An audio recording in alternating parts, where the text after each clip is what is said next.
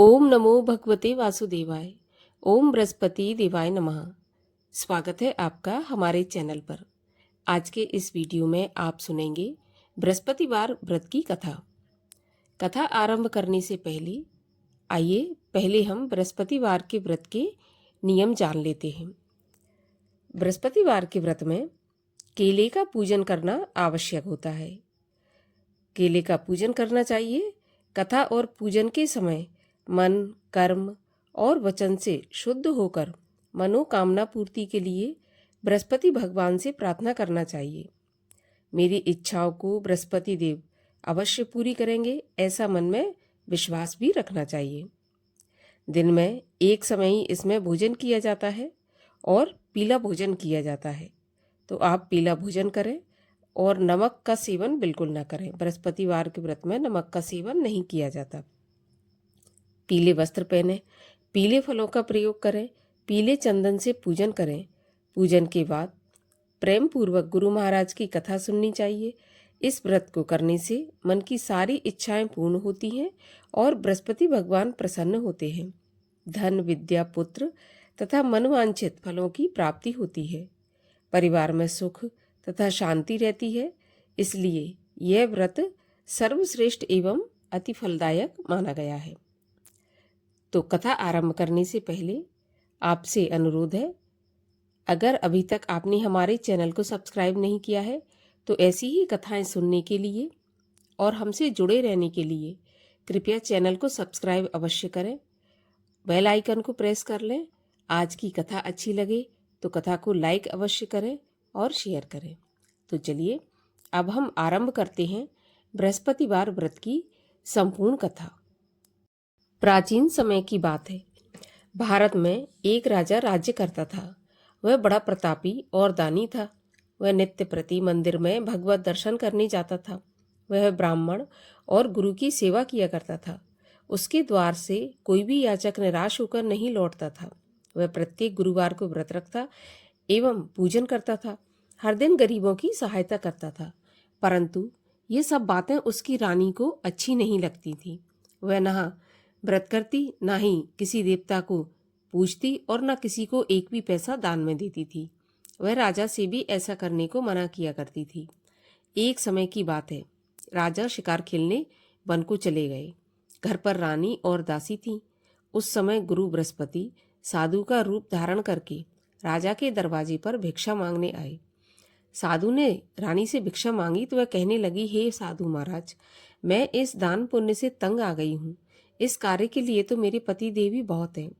अब आप ऐसी कृपा करें कि सारा धन नष्ट हो जाए तथा मैं आराम से रह सकूं। साधु रूपी बृहस्पति देव ने कहा, हे देवी, तुम बड़ी विचित्र हो। संतान और धन से कोई दुखी नहीं होता, इसको सभी चाहते हैं। पापी भी पुत्र और धन की इच्छा रखता है। अगर तुम्हारे पास धन अधिक है तो भूखे मनुष्यों को भोजन करवाओ, प्याऊ लगवाओ, ब्राह्मणों को दान दो, धर्मशालाएं बनवाओ, कुआं, तालाब, बावड़ी, बाग बगीचों आदि का निर्माण कराओ तथा निर्धनों की कुंवारी कन्याओं का विवाह करवाओ। साथ ही यज्ञ आदि करो। इस प्रकार के कर्मों से आपके कुल का और आपका नाम परलोक में सार्थक होगा एवं स्वर्ग की प्राप्ति होगी। परंतु रानी साधु की इन बातों से खुश नहीं हुई। उसने कहा, हे साधु महाराज, मुझे ऐसे धन की आवश्यकता नहीं जिसको मैं अन्य लोगों को दान दूं तथा जिसको रखने और संभालने में ही मेरा सारा समय नष्ट हो जाए। साधु ने कहा, हे देवी, यदि तुम्हारी ऐसी इच्छा है तो जैसा मैं तुम्हें बताता हूँ तुम वैसा ही करना। बृहस्पतिवार के दिन घर को गोबर से लीपना, अपने केशों को पीली मिट्टी से धोना, केशों को धोते समय स्नान करना, राजा से कहना कि वह हजामत करवाए, भोजन में मांस मदिरा खाना, कपड़ा धोबिकियां धुलने डालना। इस प्रकार 7 बृहस्पतिवार करने से तुम्हारा सारा धन नष्ट हो जाएगा। यह कहकर साधु महाराज रूपी बृहस्पति देव अंतर्ध्यान हो गए। रानी ने साधु के कहने के अनुसार 7 बृहस्पतिवार वैसा ही करने का विचार किया।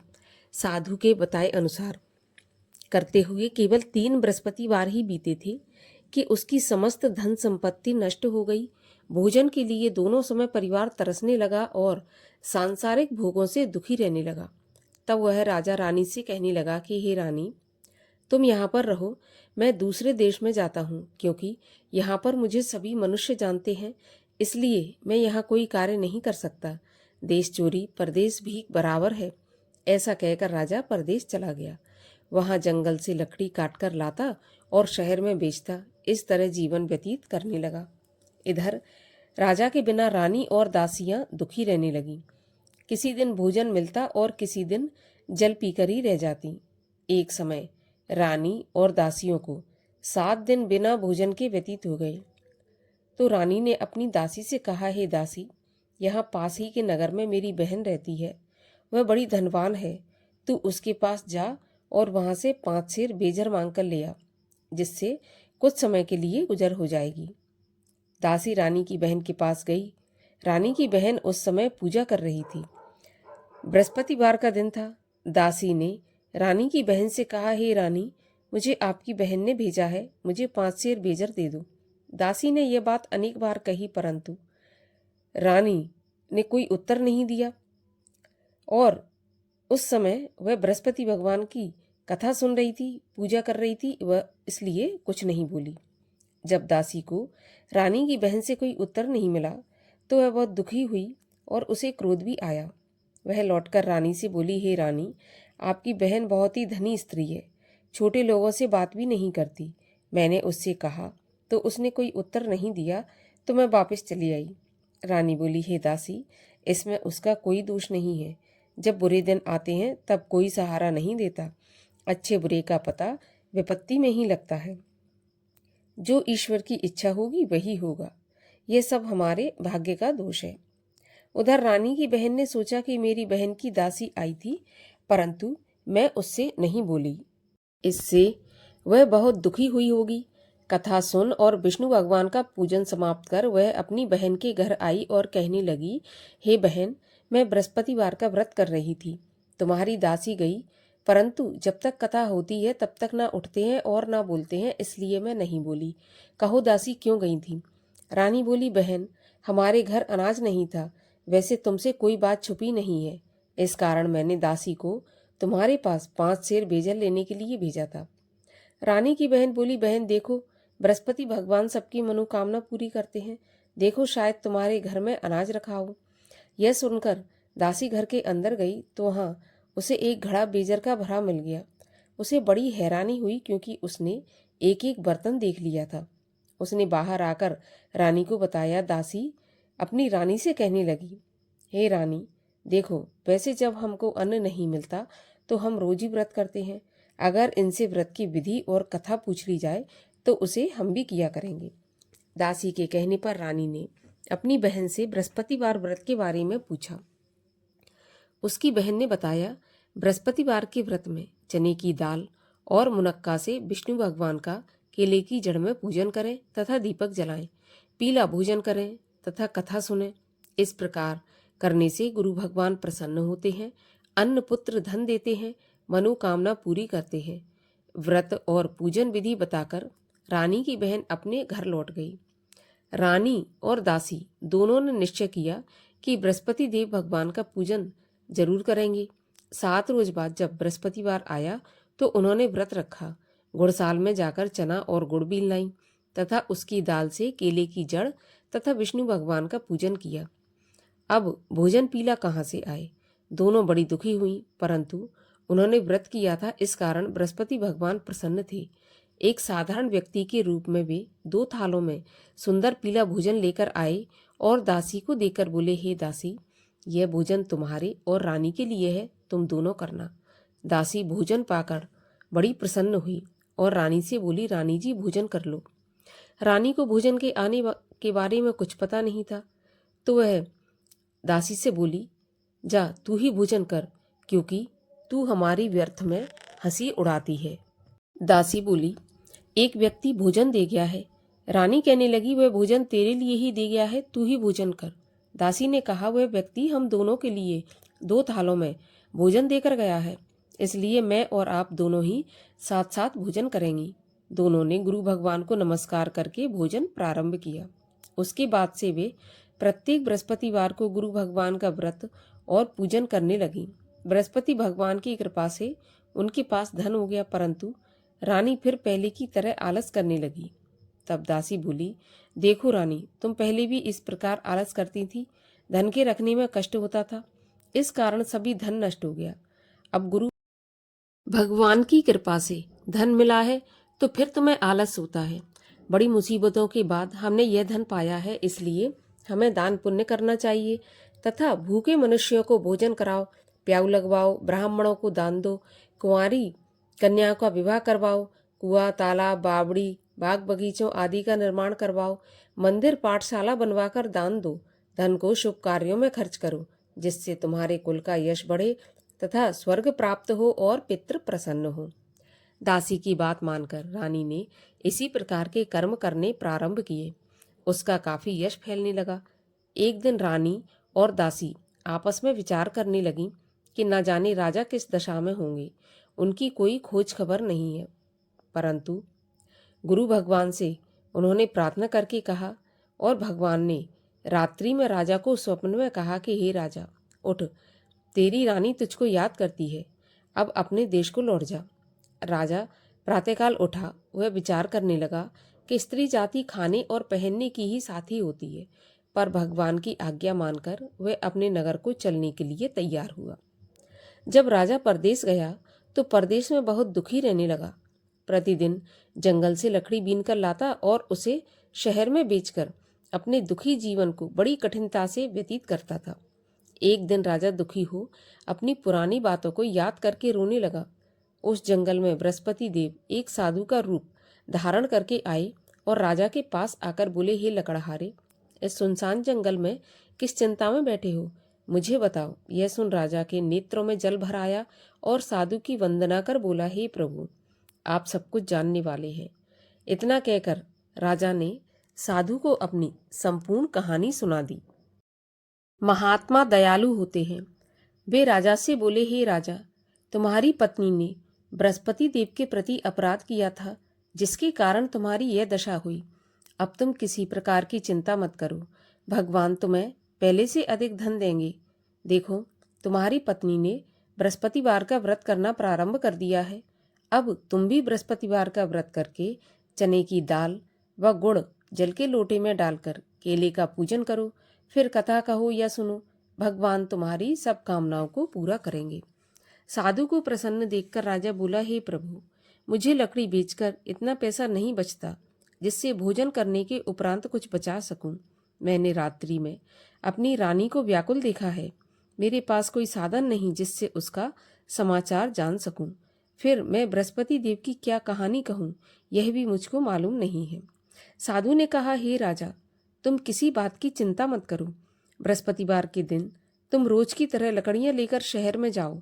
तुम्हें रोज से दुगना धन प्राप्त होगा, जिससे तुम भली भांति भोजन कर लोगे तथा बृहस्पति देव की पूजा का सामान भी आ जाएगा। और बृहस्पतिवार की कहानी इस प्रकार से है।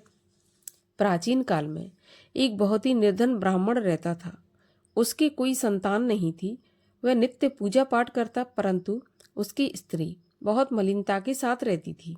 वह न स्नान करती, न किसी देवता का पूजन करती। प्रातःकाल उठते ही सर्वप्रथम भोजन करती, बाद में कोई अन्य कार्य करती। ब्राह्मण देवता बहुत दुखी रहती थी। पत्नी को बहुत समझाते, किंतु उसका कोई परिणाम नहीं निकलता। भगवान की कृपा से ब्राह्मण की स्त्री की कन्या उत्पन्न हुई। वह कन्या अपने पिता के घर में बड़ी होने लगी। वह बालिका प्रातः स्नान करके भगवान विष्णु का जप करती, बृहस्पतिवार का व्रत भी करने लगी। पूजा पाठ समाप्त करके स्कूल जाती तो अपनी मुट्ठी में जौ भर के ले जाती और पाठशाला के मार्ग में डालती जाती। वही जौ स्वर्ण के हो जाते तो लौटते समय उनको बीनकर घर ले आती थी। एक दिन वह बालिका सूप में उन सोने के जौ को फटक कर साफ कर रही थी। तभी उसकी माँ ने देख लिया और कहा, हे बेटी, सोने के जौ के लिए सोने का सूप होना चाहिए। अगले दिन गुरुवार था। इस कन्या ने व्रत रखा और बृहस्पति देव से प्रार्थना करके कहा, हे प्रभु, यदि मैंने सच्चे मन से आपकी पूजा की हो तो मुझे सोने का सूप दे दो। बृहस्पति देव ने उसकी प्रार्थना स्वीकार कर ली। रोजाना की तरह वह कन्या जौ फैलाती हुई स्कूल चली गई। स्कूल से लौटकर जब वह जौ बीन रही थी तो बृहस्पति देव की कृपा से उसे सोने का सूप मिला। उसे वह घर ले आई और उसमें जौ साफ करने लगी, परंतु उसकी माँ का वही ढंग रहा। एक दिन की बात है, वह कन्या सोने के सूप में जौ साफ कर रही थी। उस समय उस नगर का राजकुमार वहां से होकर निकला। इस कन्या के रूप और कार्य को देखकर उस कन्या पर मोहित हो गया। राजमहल आकर वह भोजन तथा जल त्याग कर उदास होकर लेट गया। राजा को जब राजकुमार द्वारा अन्न जल त्यागने का समाचार ज्ञात हुआ तो अपने मंत्रियों के साथ वह अपने पुत्र के पास गए और बोले, हे बेटा, तुम्हें किस बात का कष्ट है? किसी ने अपमान किया है अथवा कोई और कारण हो सो मुझे बताओ, मैं वही करूंगा जिससे तुम्हें प्रसन्नता हो। राजकुमार ने अपने पिता की बातें सुनी तो वह बोला, मुझे आपकी कृपा से किसी बात का दुख नहीं है, किसी ने मेरा अपमान नहीं किया, परंतु मैं उस लड़की के साथ विवाह करना चाहता हूँ जो सोने के सूप में जौ साफ कर रही थी। यह सुनकर राजा आश्चर्य में पड़ गया और बोला, हे बेटा, इस तरह की कन्या का पता तुम ही लगाओ, मैं उसके साथ तुम्हारा विवाह अवश्य करवा दूंगा। राजकुमार ने राजा को उस लड़की के घर का पता बतलाया। मंत्री उस लड़की के घर गया और राजा का आदेश ब्राह्मण को सुनाया। कुछ ही दिन बाद ब्राह्मण की कन्या का विवाह राजकुमार के साथ संपन्न हो गया। कन्या के घर से जाते ही उस ब्राह्मण देवता के घर में पहले की भांति गरीबी का निवास हो गया। अब भोजन के लिए भी अन्न बड़ी मुश्किल से मिलता था। एक दिन दुखी होकर ब्राह्मण देवता अपनी पुत्री से मिलने गए। बेटी ने पिता की दुखी अवस्था को देखा और अपनी माँ का समाचार पूछा। ब्राह्मण ने सभी हाल कह दिया। कन्या ने बहुत सा धन देकर अपने पिता को विदा कर दिया। इस तरह ब्राह्मण का कुछ समय सुखपूर्वक व्यतीत हो गया, लेकिन कुछ दिन बाद फिर वही हाल हो गया।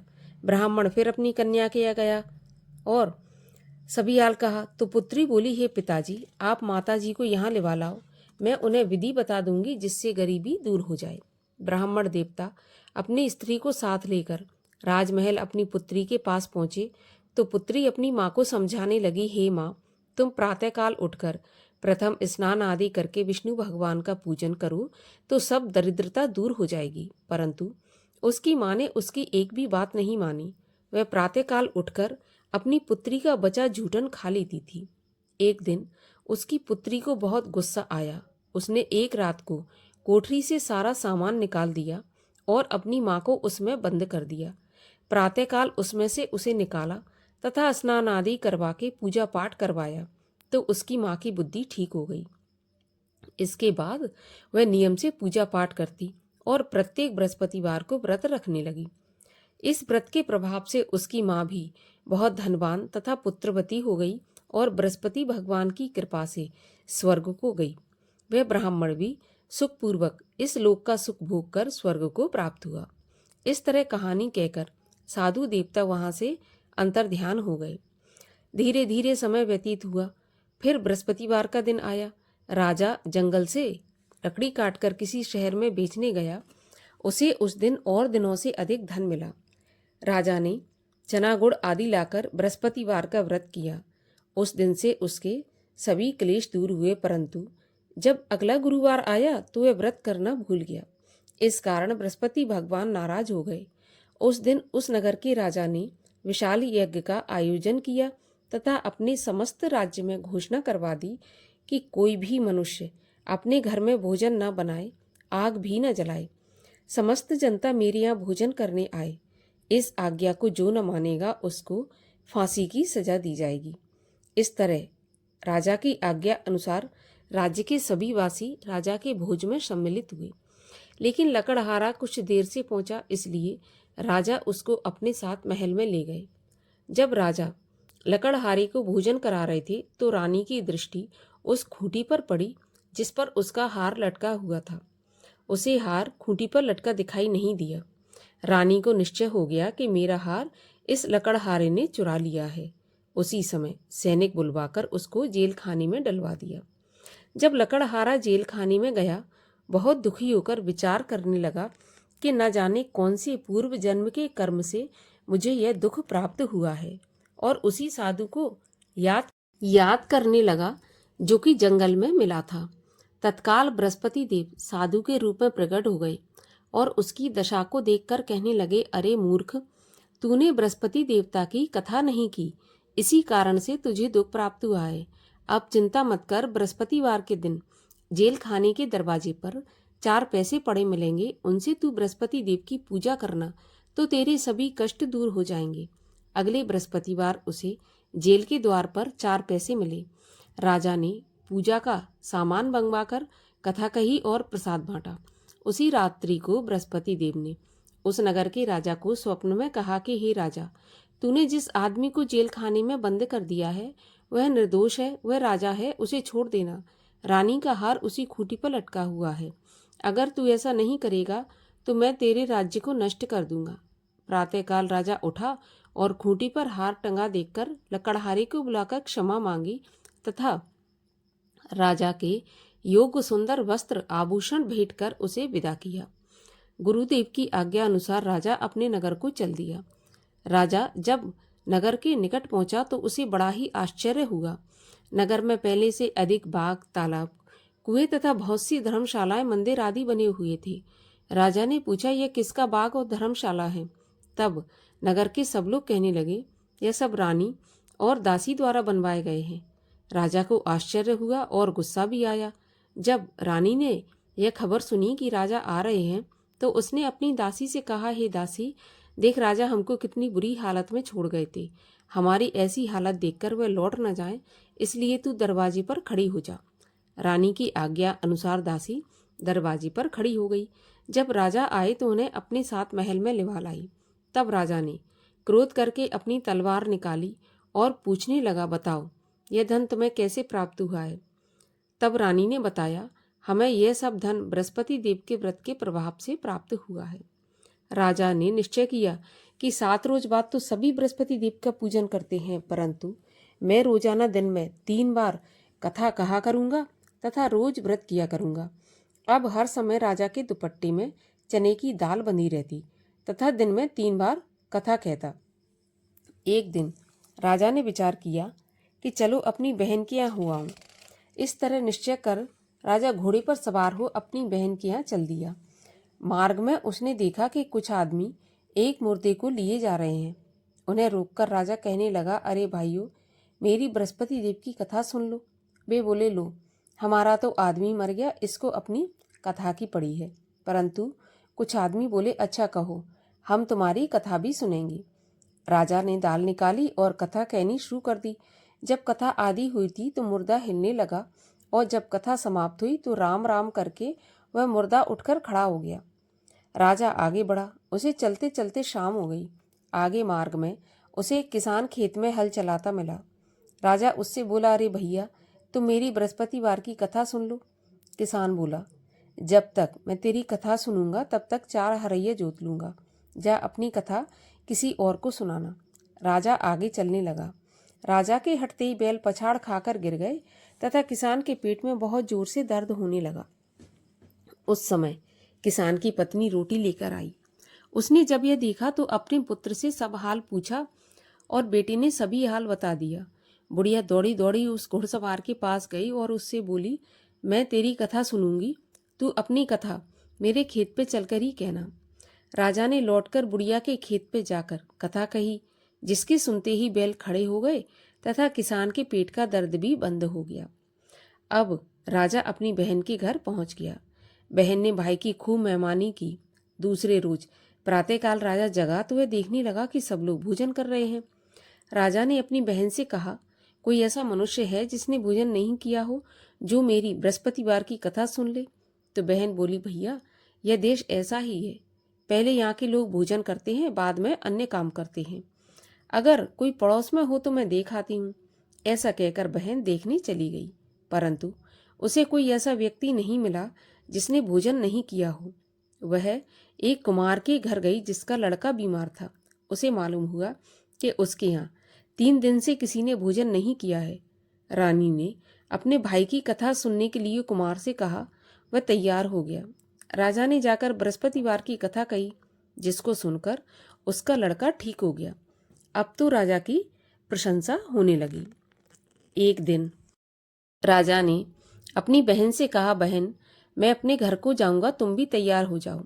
राजा की बहन ने अपनी सास से कहा। सास ने कहा, हाँ चली जा, परंतु अपने लड़कों को मत ले जाना, क्योंकि तेरे भाई की तो कोई संतान है नहीं। बहन ने अपने भैया से कहा, भैया मैं तो चलूंगी पर कोई बालक नहीं जाएगा। राजा ने कहा, जब कोई बालक नहीं चलेगा तो तुम क्या करोगी। बड़े दुखी मन से राजा अपने नगर को लौट आया। राजा ने अपनी रानी से कहा, हम निर्वंशी राजा हैं, हमारा मुंह देखने का भी धर्म नहीं है। वह बिना भोजन आदि किए शैया पर लेट गया। रानी बोली, हे प्रभु, बृहस्पति देव ने हमें सब कुछ दिया है, वे हमें संतान अवश्य देंगे। उसी रात को बृहस्पति देव ने राजा से स्वप्न में कहा, हे राजा उठ, सभी सोच त्याग दे, तेरी रानी गर्भवती है। राजा को यह जानकर बड़ी खुशी हुई। 9वें महीने रानी के गर्भ से एक सुंदर पुत्र पैदा हुआ। तब राजा बोला, हे रानी, स्त्री बिना भोजन के रह सकती है, बिना कहे नहीं रह सकती। जब मेरी बहन आए तो तुम उससे कुछ कहना मत। रानी ने सुनकर हाँ कर दी। जब राजा की बहन ने यह शुभ समाचार सुना तो वह बहुत खुश हुई और बधाई लेकर अपने भाई के यहाँ आई। तभी रानी ने कहा, घोड़ा चढ़ाकर नहीं आई, गधा चढ़ी आई। राजा की बहन बोली, भाभी मैं इस प्रकार न कहती तो तुम्हें औलाद कैसे मिलती। बृहस्पति देव ऐसे ही हैं, जैसी जिसके मन में कामना है सभी को पूर्ण करते हैं। जो सद्भावना पूर्वक बृहस्पतिवार का व्रत करता है एवं कथा पढ़ता है अथवा सुनता है और दूसरों को सुनाता है, बृहस्पति देव उसकी सभी मनोकामना पूर्ण करते हैं। बृहस्पति देव उनकी सदैव रक्षा करते हैं। जो संसार में सद्भावना से गुरुदेव का पूजन एवं व्रत सच्चे हृदय से करते हैं, उनकी सभी मनोकामनाएं पूरी होती हैं। जैसी सच्ची भावना से रानी और राजा ने बृहस्पति देव की कथा का गुणगान किया, उनकी सभी इच्छाएं बृहस्पति देव ने पूर्ण की थी। इसलिए सबको कथा सुनने के बाद प्रसाद लेकर जाना चाहिए। हृदय से उनका मनन करते हुए जयकारा बोलना चाहिए। बोलिए विष्णु भगवान की जय, बोलो बृहस्पति देव की जय। बृहस्पति भगवान की आरती। ओम जय बृहस्पति देवा, स्वामी जय बृहस्पति देवा। छिन्न छिन्न भोग लगाऊं, कदली फल मेवा। ओम जय बृहस्पति देवा। तुम पूरन परमात्मा, तुम अंतर्यामी। जगत पिता जगदीश्वर, तुम सबके स्वामी। ओम जय बृहस्पति देवा। चरणामृत निज निर्मल, सब पातक हरता। सकल मनोरथ दायक, कृपा करो भरता। ओम जय बृहस्पति देवा। तन मन धन अर्पण कर, जो जन शरण पड़े।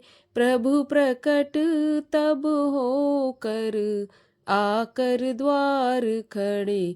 ओम जय बृहस्पति देवा। दीन दयाल दयानिधि, भक्तन हितकारी। पाप दोष सब हरता, भव बंधन हारी। ओम जय बृहस्पति देवा। सकल मनोरथ दायक, सब संशय हारी। विषय विकार मिटाओ, संतन सुखकारी। ओम जय बृहस्पति देवा। जो कोई आरती तेरी प्रेम सहित गावे। जेठानंद आनंद कर, सो निश्चय पावे। ओम जय बृहस्पति देवा। सब बोलो विष्णु भगवान की जय, बोलो बृहस्पति देव भगवान की जय।